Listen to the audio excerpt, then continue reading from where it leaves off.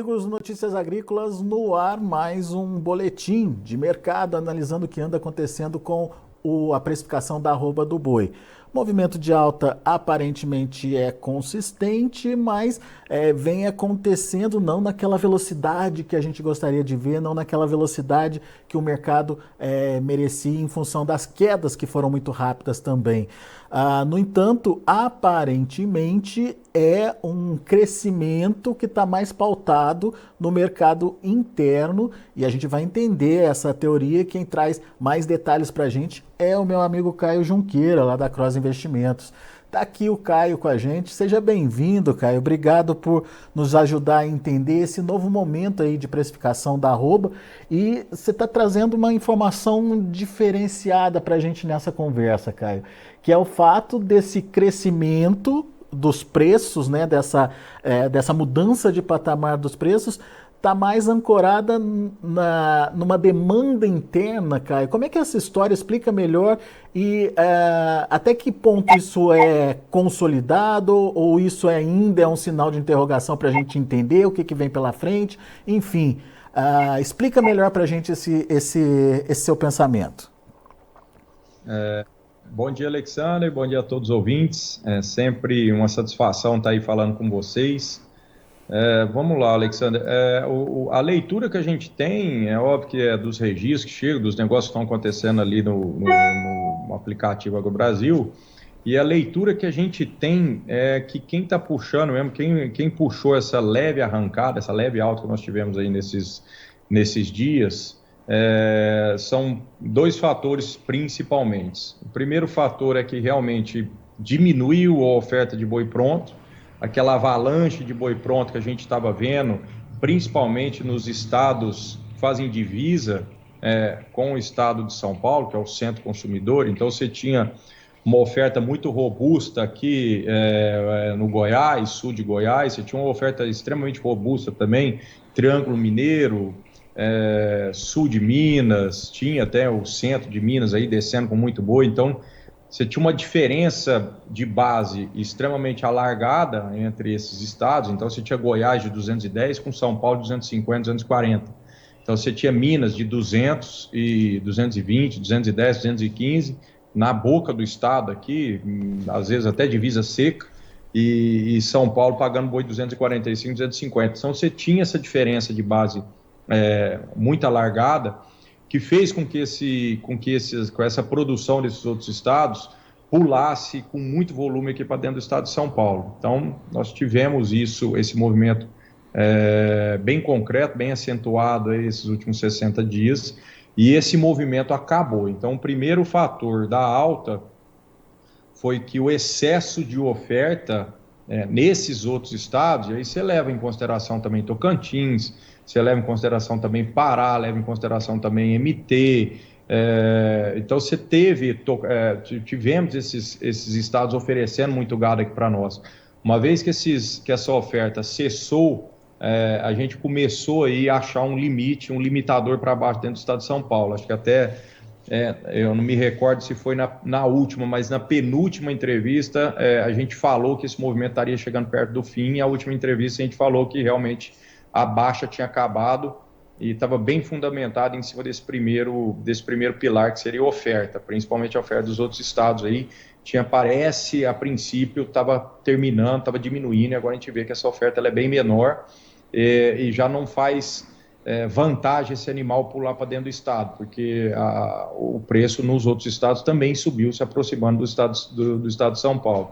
Então, essa alta começa aí, uma diminuição de oferta, principalmente nos outros estados, e o segundo pilar que a gente está fundamentado nessa leve alta aí, nessa leve correção, é o mercado interno.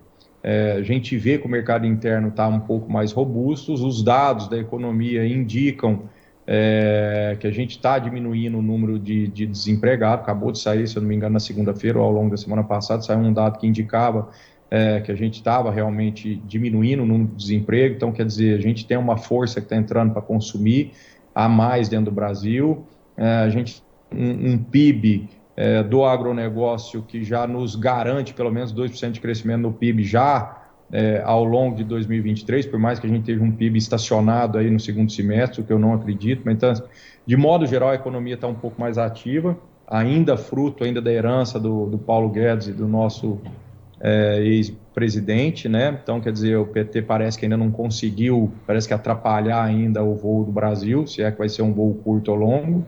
A gente tem uma economia um pouco mais ativa que está gerando um pouco mais de consumo, essa é a parte boa. Por que eu acho, por que a minha leitura é que a gente está muito mais fundamentado em cima do mercado interno?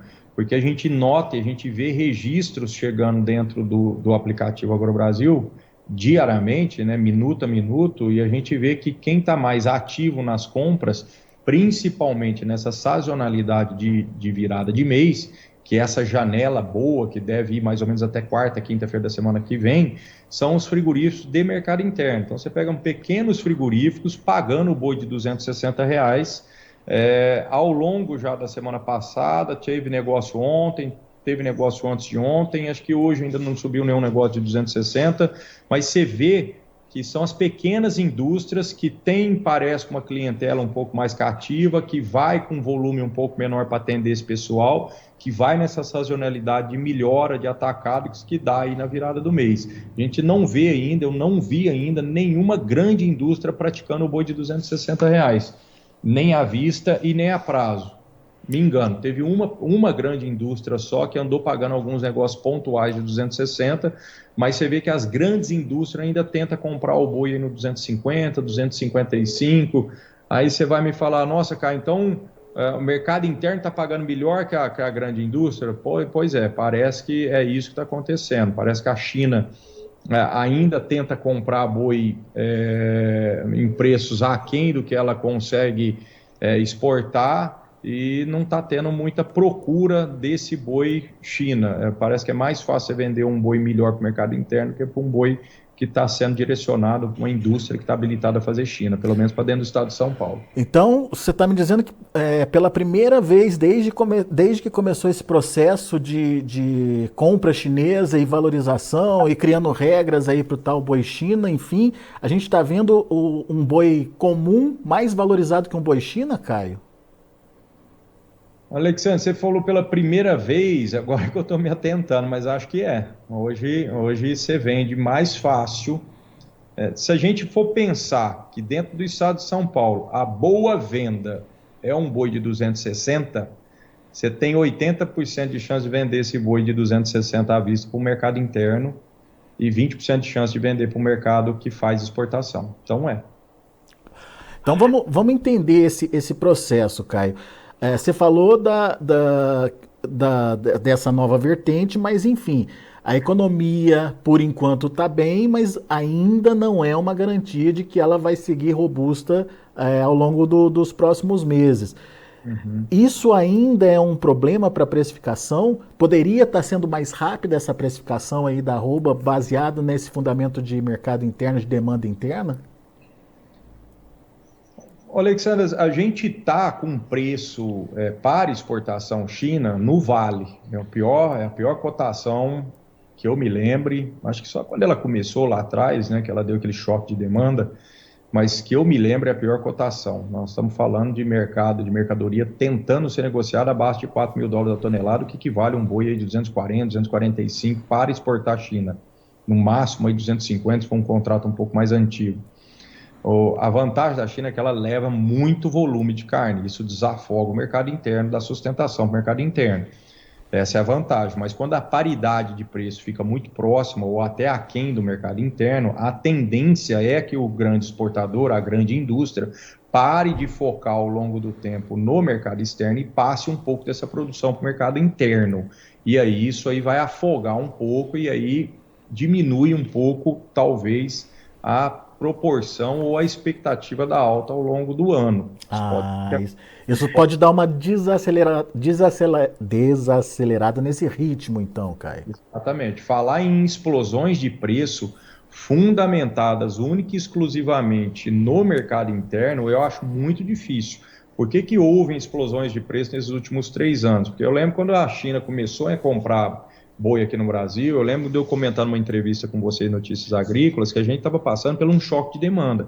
E o choque de demanda é como o próprio nome diz, o efeito é explosivo, e foi o que aconteceu. Então, nós tivemos um gatilho para trazer a China para dentro do Brasil para comprar e causar esse choque de demanda. O gatilho foi a gripe suína que dizimou e a China veio desesperada atrás de proteína vermelha. Isso existe ainda na China? Não, não existe. Eu lembro de eu comentar ao longo do ano passado também que essa janela ela ia estreitar. Essa janela extremamente arreganhada da China precisando comprar boi nosso no Brasil, uma hora ia fechar, porque o rebanho lá na China de carne de porco, de matrizes, provavelmente iam se estabelecer. Aconteceu isso. Agora a China consome carne nossa, mas ela não tem aquela necessidade de consumir a nossa carne.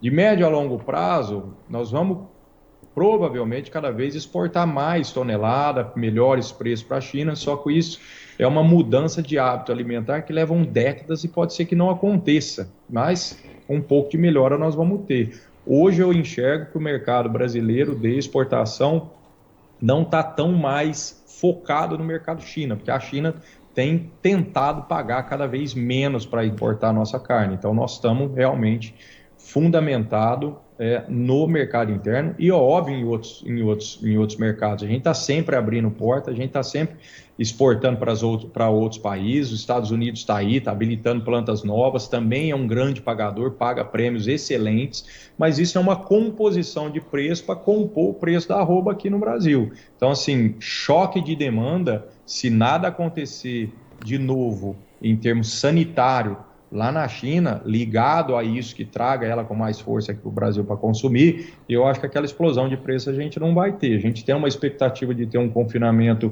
robusto ainda, de agora para frente. É óbvio que você passa por uma mudança, né? Nós estamos exatamente naquela transição de finalização de passo, não tem início ainda de confinamento com volume, mas eu acho que o frigorífico vai achar um bom volume ainda de boi confinado de agosto, setembro e outubro para frente, porque nós tivemos uma reposição extremamente barata aqui dentro do Brasil. Então, quer dizer, aquela carcaça barata, uma hora ela vai vir aparecer, e ela vai aparecer em formato de boi gordo. Então, isso ainda, eu acho assim, o Brasil não corre ainda ao longo desse segundo semestre sem oferta nenhuma, com China extremamente apetitosa, a não ser que a gente mude alguma coisa, e com o Brasil que consiga fazer um choque de demanda. Então, a gente tem um mercado muito mais fundamentado, ao meu ver, em cima do mercado interno, que é uma melhora, se Deus quiser, constante, mas é uma melhora que ela não vem do dia para a noite, né?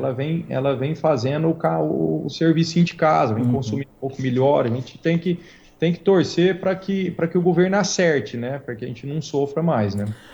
O que você está pontuando é muito importante, porque choque de demanda é diferente de melhora de demanda. O que a gente pode ver, então, o mercado interno acontecer, ou acontecer no mercado interno, é essa melhora de demanda que não vai ser capaz de mudar rapidamente o patamar de preços, mas de dar sustentação, talvez, num movimento de alta mais constante, mas compassado, certo, Caio? Exato. Que, às vezes, para o olhar do invernista, do pecuarista, é um movimento até um pouco mais sadio, tá? Porque aquele sobe e desce, aquela explosão de preço. Você pensa um invernista que comprou um bezerro de quase 4 mil reais em março do ano passado, quando o boi explodiu por conta de guerra na Ucrânia e China vem enlouquecida a comprar. Teve muito cliente nosso que comprou bezerro de R$ 3.800. Esse bezerro hoje é um garrote. Então, quer dizer, aquela volatilidade, é óbvio que se você pega uma volatilidade que só sobe, é lindo. Mas a volatilidade, quando ela acerta o passo para trás, ela machuca todo mundo.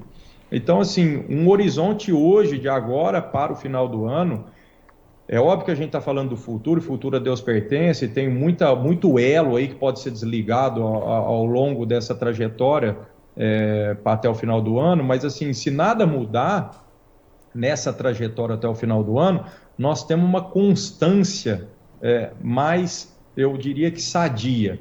Para o cara que está vendendo o boi gordo hoje comprar um bezerro sem correr risco, ele pode vender o boi gordo e pode esperar um pouco, ele não sai naquela agonia enlouquecida, porque você não tem aquele choque provavelmente nós não vamos ter aquele choque que dê aquela volatilidade muito alta. Esse é o lado positivo da coisa, quando você não tem tanta volatilidade, né? E o bom da história é que o consumo interno representa aí 70, 75% da nossa demanda por animais, né, Caio? Exatamente. Assim, o mercado interno, ele é capaz de trazer alegria para a arroba do boi, para o preço da arroba do boi. Quando a gente olha, quando a gente foca pela alta, sim, ele é capaz. Em 2008, nós tivemos um PIB no Brasil que cresceu próximo de 10%. A gente tinha governo PT. É óbvio que o motivo, a condição de o Brasil crescer daquela forma nos levou quase que para o abismo anos depois. Mas naquele ano, aquela política ali do pão e circo trouxe muita gente para dentro do mercado, né? Tirou uma classe C e D para dentro, para uma classe um pouco maior, esse pessoal veio comer. Então, assim, nós tivemos um ano, se eu não me engano, foi a primeira vez que o boi, agora 2008, eu não lembro se cruzou os R$ 100 ou se cruzou os 200, aí é pedir demais. Mas eu lembro que foi quando a gente mudou de dígito também e foi fundamentado em cima de um crescimento do mercado interno que representa 70%. Então, assim, a China não está mais aí, isso é uma tragédia? Talvez não. Talvez nós não vamos ter tantas explosões de preço, que olhando pelo lado da reposição e do invernista, menos volatilidade, isso é bom, e não quer dizer que a gente não tem uma alta sustentada, porque sustentável em 2008 nós tivemos.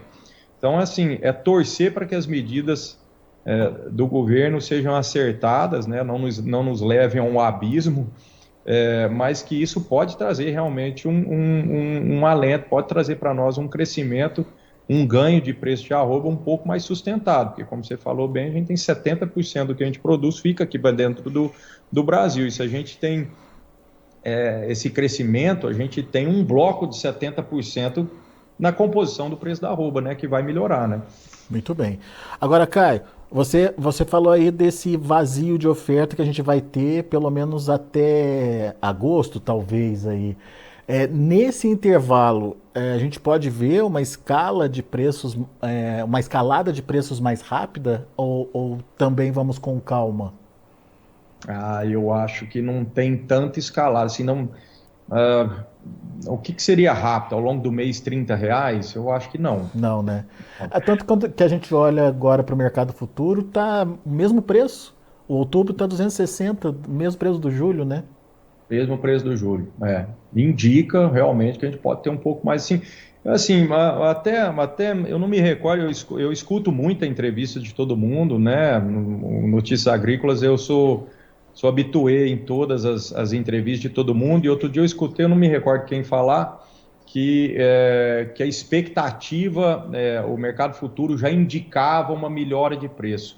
Eu acho que o mercado futuro, ele indica o ânimo do mercado à vista. Então a gente olha hoje o mercado futuro, esses dias que o outubro bateu R$ 265, o futuro já está indicando que o mercado vai subir. Não é o futuro. O que fez subir o mercado futuro é a melhora do à vista. A expectativa com o que está acontecendo agora, né? Acontecendo agora, sabe? Eu acho que isso aí a gente tem que desmistificar do produtor. O produtor às vezes está fazendo a conta e fala, não, o futuro, o mercado, outubro, a bolsa indica alta. A bolsa não está indicando alta, a bolsa está refletindo o mercado à vista, a melhora do mercado à vista. É óbvio que existe algumas exceções, quando você tem uma expectativa de abertura de mercado, uma expectativa de habilitação de frigorífico, aí o futuro pode fazer uma curva um pouco mais acentuada. Mas, na maioria das vezes, a alta do futuro indica a melhora do mercado à vista, que não indica que essa melhora seja eterna, né? Seja real. Então, tanto que hoje está devolvendo mais de 1%, né, Caio? Então, por que hoje está devolvendo mais de 1%? Porque hoje a indústria, grande indústria, bate o pé, não quer pagar o boi 260, você enxerga muita gente tentando vender, o aplicativo registrou algumas coisas de mercado de boi China hoje já de R$ 250. Então você vai me fazer a pergunta, nossa, mas como é que o mercado o pequeno mercado, o produtor, assim, a pequena indústria está pagando o boi de 260 e não está pagando, e o grande não tá pagando o boi de 200 e não paga o boi de 255 ou 260. Por que esse cara que vendeu o boi no 250 não vende para a pequena indústria? Às vezes é o tamanho do lote. A pequena indústria vai consumir 200, 250 boi por dia e o cara está com um lote de 1.000, 1.500 boi para vender. Então, ele vai correr o risco de fazer 10 dias de abate. Às vezes ele vai ofertar isso para a pequena indústria nem compra. Não, vou te comprar no máximo 200, 250 boi, faço 2, 3 dias do meu abate. Então, tem toda essa dinâmica também da negociação, né? Hoje, o grande lote hoje, às vezes é mais difícil de você sair com um bom preço do que às vezes o pequeno lote, justamente porque mudou essa dinâmica mesmo da leitura, né? Quem está pagando hoje, quem está fazendo, quem paga melhor hoje está fazendo principalmente o mercado interno, e pega essa sazonalidade de virada de mês, de entrada de salário. Hoje está entrando o grupo, o salário está entrando hoje, então o comércio no final de semana vai estar extremamente movimentado. Então as indústrias pequenas já estavam pagando esse boi de R$ 260 ao longo da semana passada, como eu falei, agora vão sair com essa carne para vender nos açougues, nos grandes centros comerciais, provavelmente vão estar ofertando essa carne de agora até a semana que vem, ou até o final de semana. Então essa sazonalidade de altas aí, pode ser que se feche agora, né? Termine aí no final de semana, vai até segunda ou terça-feira da semana que vem, e o mercado fica um pouco mais frio, um pouco mais gelado. Não acho que tem baixa no mercado, né? Não acho que a gente tem uma condição de muita oferta que pressiona o mercado para fazer baixa. Mas é muito importante o pecuarista ficar ligado, principalmente no aplicativo lá AgroBrasil, ficar olhando os negócios que estão acontecendo, porque pode ser que essa janela agora de boa negociação vá se abrir agora só na finalização de julho, no início de outubro, no início de agosto, né? Muito bem. Caio, show de bola, trazendo aí uma nova vertente para botar o pessoal para pensar. Vamos olhar mais para o mercado interno, vamos ver o que está acontecendo aí no mercado interno. Obviamente, a gente não pode deixar de lado as exportações, muito menos a China, mas aquilo que você falou, parece que a China já chegou no seu limite ali e dali não deve avançar muito mais a ponto de promover um novo choque de demanda, que foi o que fez mudar patamar de preço de fato naquele momento que a China entrou no mercado.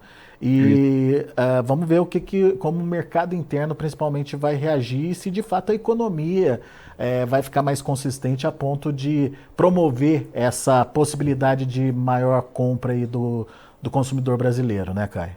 Isso aí. E as indústrias, de modo geral, os grandes exportadores, eles não estão no mercado para perder dinheiro. Esse pessoal tá notando que a China está um pouco mais gelada, eles estão trabalhando para abrir novos mercados, novos volumes, novos preços.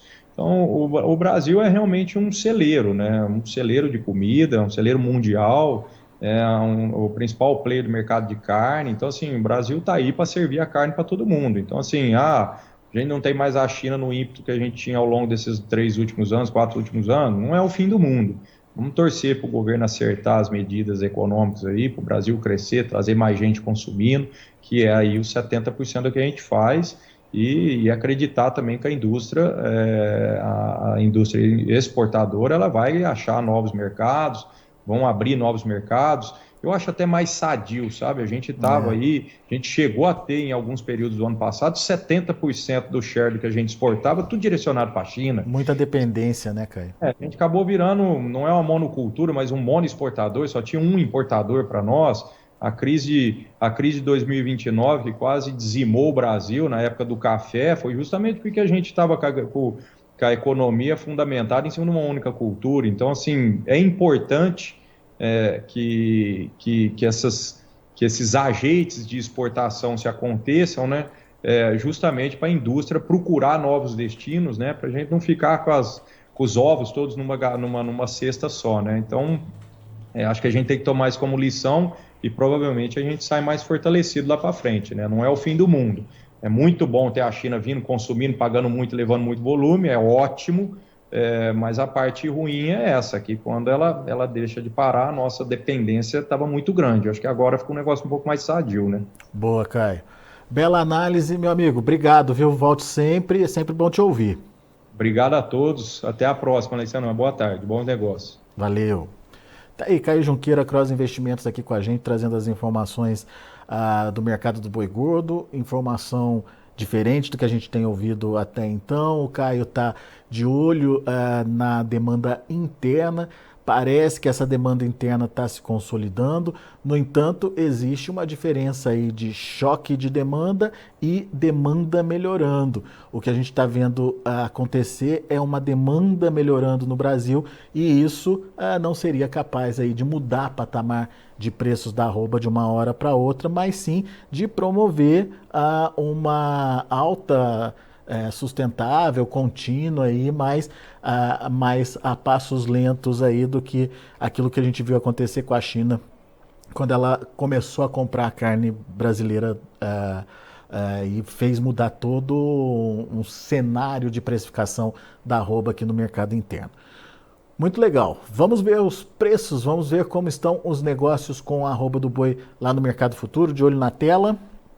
A gente tem um mercado bem negativo hoje. O julho está caindo 0,93% a R$ 260,55. Olha o outubro, R$ 260,55. Mesmo preço praticamente aí do primeiro vencimento, só que caindo 1,68%. Setembro, queda de 1,65% a R$ 260. E o agosto também na casa dos 260,60, queda de 1,29%. O mercado parece que se organizando, se ajustando aí, tudo na casa aí dos 260 para os próximos meses. O indicador CPEA também está em linha com o que está acontecendo aí no mercado futuro. Fechou o dia de ontem a R$ 258,65, uma queda aí de 0,15%. Muito bom, são os números de hoje do mercado do boi, números em andamento ainda, o mercado está rolando lá em São Paulo. Agora, deixa eu fazer uma comunicação aí para os senhores produtores, pecuaristas. Na próxima sexta-feira, dia 7, serão anunciados os finalistas do prêmio A Melhor História de um Agricultor, o prêmio aqui do Notícias Agrícolas, para aquela boa história, para aquela história do produtor que nos acompanha aqui.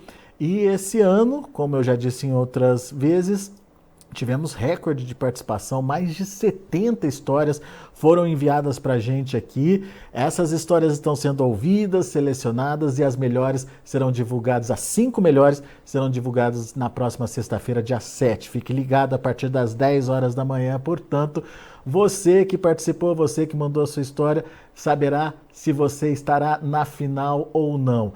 E a final quem decide é o público. Então, os 5 finalistas vão ser provados e aprovados pelo público em votação aberta aqui pelo site Notícias Agrícolas. Muito legal, né?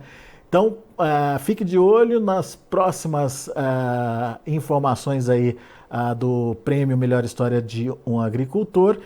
O nosso patrocinador Ouro, a Singenta, também tem um recado para você. Vamos ao recado? Vamos lá?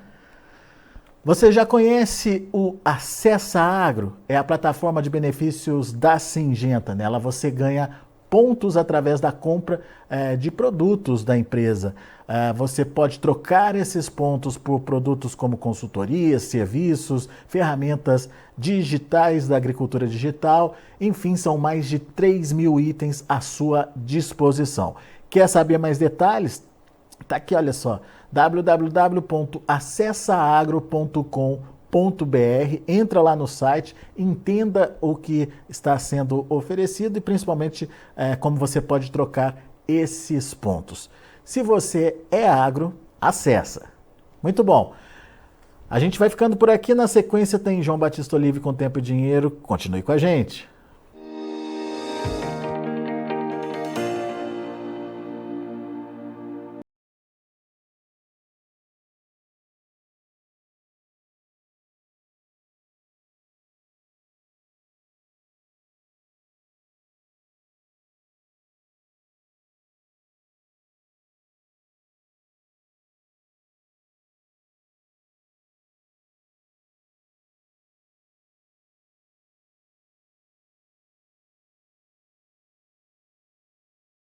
Participe das nossas mídias sociais no Facebook, Notícias Agrícolas, no Instagram, @Notícias Agrícolas, e em nosso Twitter, @Noteagri. E para assistir todos os vídeos, se inscreva no YouTube, na Twitch, no Notícias Agrícolas Oficial.